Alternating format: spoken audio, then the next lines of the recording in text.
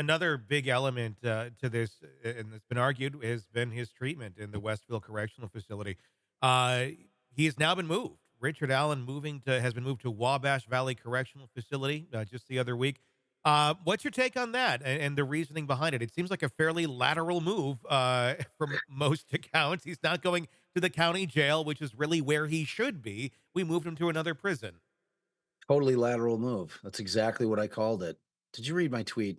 Yeah, I don't think I I read your tweet. I said think I came up with that one. I read your other tweets, but I don't remember that one. But yeah, yeah, it was 100% a lateral move. It's like, I mean, you're moving him further away from everybody. yeah, It's like I don't understand the move, and beyond that, like they didn't follow the statute.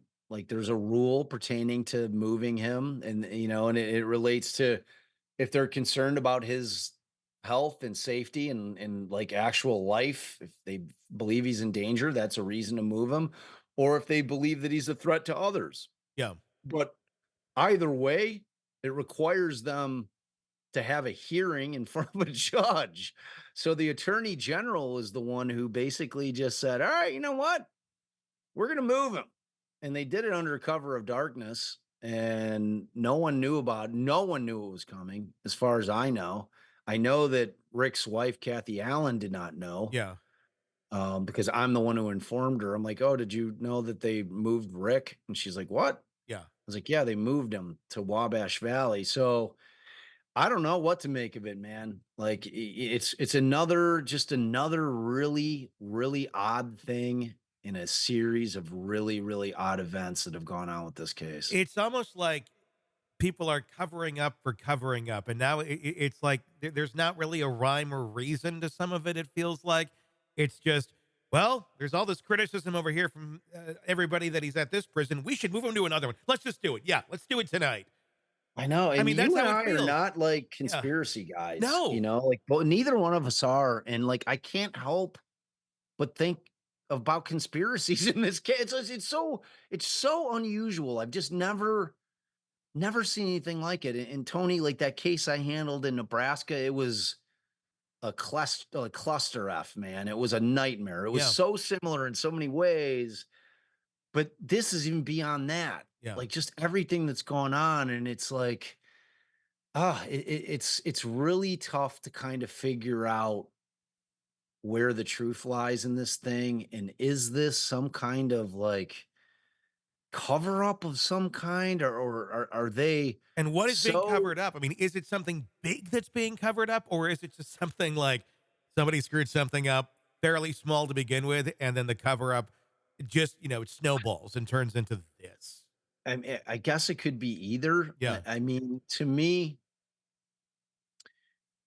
if it was a like a cover up in any way, shape, or form, I would think that it wouldn't necessarily be a cover up per se, but that at some point that they realized that they don't have a case against this guy. Like Nick McClelland is like, dude, you guys just didn't get me anything else on this guy. What like because you had to know that they were fully expecting to go in, because I believe that when they arrested him, that they chose to ignore the Odinist dudes. Yeah.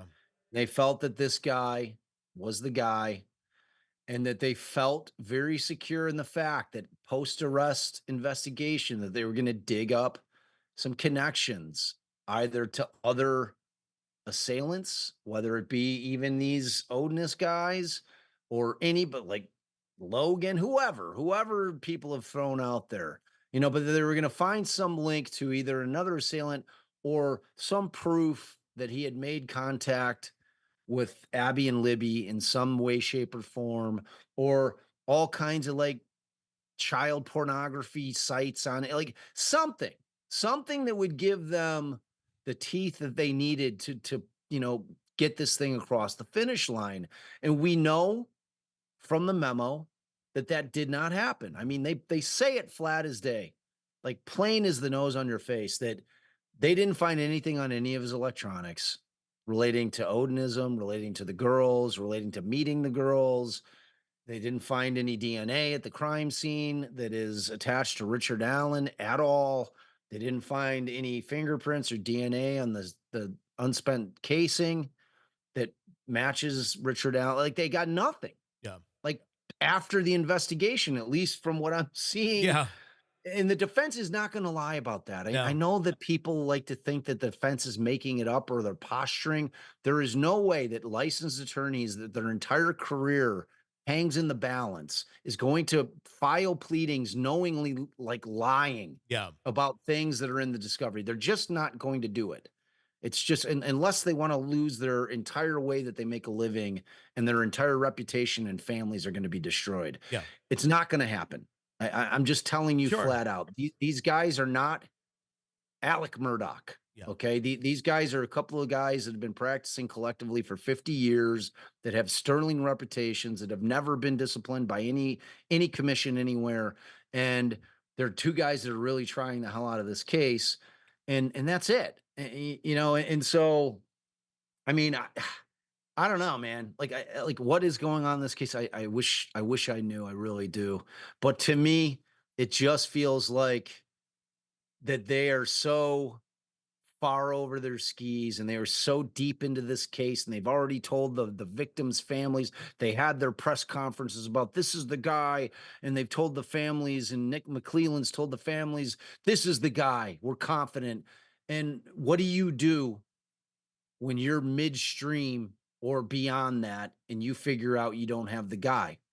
Now, an ethical attorney would say, I'm sorry, Rick Allen. Like, uh, Gotta we, walk it like, back. Yeah.